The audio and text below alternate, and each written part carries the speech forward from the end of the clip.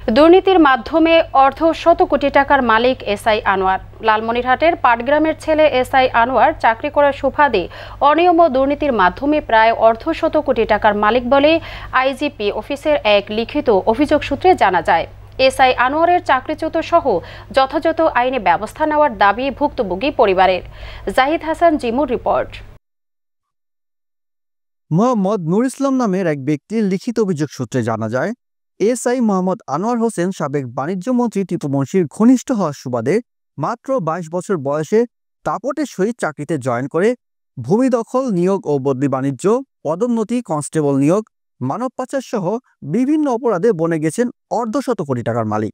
নীলফামারী জেলাসহ অন্যান্য জেলায় RO1 ও ROMT পদে দীর্ঘদিন কর্মরত থেকে সীমাহীন দুর্নীতি, ব্যাপক অভিযোগ থাকলেও ক্ষমতার অপব্যবহার করে বারবার পার পেয়েছে এসআই আনোয়ার।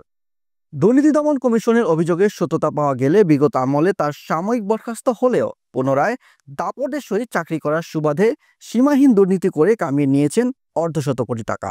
তার বিরুদ্ধে দুদকের মামলা এবং নারী ও শিশু নির্যাতন দমন ট্রাইব্যুনাল ৩-এর মামলা সহ ২টি মামলা চলমান।